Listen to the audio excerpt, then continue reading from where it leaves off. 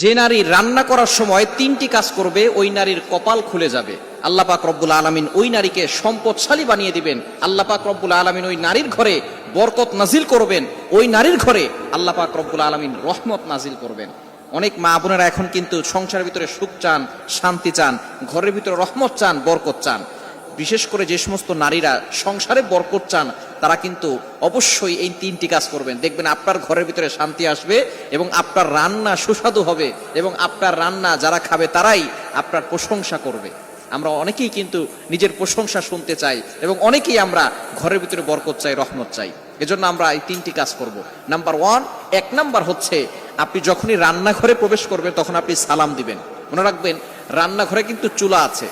এই চুলা, গ্যাসের চুলা বলেন আর যেই চুলাই বলেন, এই চুলা থাকার কারণে যখন আপনি রাতের বেলা সেখানে থাকেন না, এখানে কিন্তু জিন জাতি থাকার সম্ভাবনা আছে। এই জন্য যখনই আপনি রান্নাঘরে ঢুকবেন তখনই সর্বপ্রথম 1 নাম্বার কাজ করবেন, সালাম দিবেন, আসসালামু আলাইকুম ওয়া রাহমাতুল্লাহ। কেউ থাকুক আর না থাকুক, ঘরে যখনই প্রবেশ করবেন, যদি ঘরে কেউ নাও থাকে তারপরে সালাম দিবেন, কারণ ঘরের ভিতরে অনেক সময় শয়তান থাকে। আপনার সালাম দেওয়ার কারণে সেই শয়তান সেখান থেকে বের হয়ে যাবে।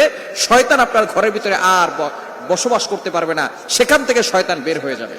আল্লাহ পাক রব্বুল আলামিন নিজে বলে দিয়েছেন, কোরআন খুলেন, আল্লাহ পাক রব্বুল আলামিন বলছেন 18 নম্বর পারা 17 নম্বর পৃষ্ঠার 13, 14, 15 নম্বর লাইন, সূরাতুন নূরের 61, 61 নম্বর আয়াতে রব্বুল আলামিন বলেন, ফাইদা দাখালতুম বুয়ুতান ফাসাল্লিমু আলা আনফুসিকুম তাহিয়াতাম মিন ইনদিল্লাহি মুবারাকাতান তাইয়্যিবা।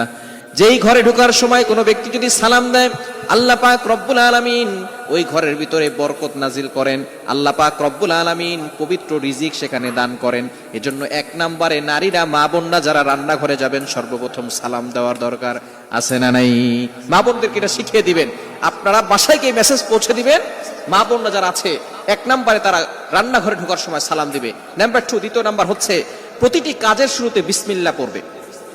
বিসমিল্লাহ পড়লে ওই কাজের ভিতরে আল্লাহ পাক রব্বুল আলামিন নিজে বরকত দিয়ে দেন। বিসমিল্লাহ পড়লে কোনো রান্না করলে ওই রান্নার ভিতরে আল্লাহ তাআলা স্বাদ বাড়িয়ে দেন, ওই রান্নার ভিতরে আল্লাহ তাআলা রহমত দেন, ওই রান্নার ভিতরে আল্লাহ তাআলা বরকত দান করেন।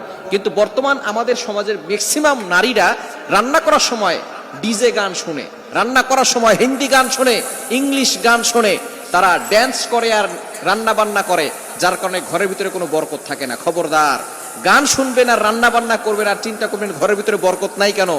আপনি যদি বরকত পেতে চান, প্রত্যেকটা কাজের শুরুতে আপনি বিসমিল্লাহ পড়বেন। আপনি চাউল নিচ্ছেন, পড়েন বিসমিল্লাহির রহমানির রহিম।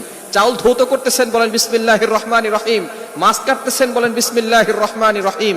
আপনি গোশত ধৌত করতেছেন, বলেন বিসমিল্লাহির রহমানির রহিম। আপনি যেই কাজটাই করবেন আপনি বিসমিল্লাহ পড়বেন, দেখবেন যেই কাজে বিসমিল্লাহ বলা হয় ওই কাজে বরকত বেশি হয়। এজন্য 2 নাম্বার নারীরা যে কাজটা করবে সেটা হচ্ছে বিসমিল্লাহির রহমানির রহিম। এটা পড়ে তারপরে প্রত্যেকটা কাজ করবে।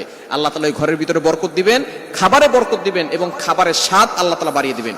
3 নাম্বার কাজ হচ্ছে বেশি বেশি করে দুরূদ শরীফ পাঠ করবে। দুরূদ শরীফ পড়লে আল্লাহ বিপদ থেকে হেফাজত করেন, ওই ঘরের ভিতরে আল্লাহ পাক রব্বুল আলামিন বরকত নাজিল করেন। দুরুদের অনেক ফজিলত আছে। যে ব্যক্তি নবীজি সাল্লাল্লাহু আলাইহি ওয়াসাল্লামের উপরে একবার দুরূদ পাঠ করবে, আল্লাহ পাক রব্বুল আলামিন তার উপরে 10 বার রহমত নাজিল করবে। শুধু তাই নয়, আল্লাহ তাআলা তার 10টি গুনাহ মাফ করে দিবেন, 10টি মর্যাদা বাড়িয়ে দিবেন। এজন্য দুরুদে ইব্রাহিম সবচেয়ে ফজিলতপূর্ণ দুরুদ হচ্ছে দুরুদ ইব্রাহিম। আমরা দুরুদ ইব্রাহিমটা পড়ার চেষ্টা করব এবং বিপদ আপদ থেকে বাঁচার জন্য, ঘরের ভিতরে বরকত আনার জন্য বেশি বেশি করে ঘরের ভিতরে দুরুদ পাঠ করব। মা বোনরা শুধু নিজেরা পড়বেন না, আপনার সন্তানকেও দুরুদ পড়া শিখাবেন। আপনার সন্তানকে শিখাবেন দুরুদ পড়লে কতটা ফজিলত হয়। যে ব্যক্তি নবী সাল্লাল্লাহু আলাইহি ওয়াসাল্লামের উপর দুরুদ পড়বে তার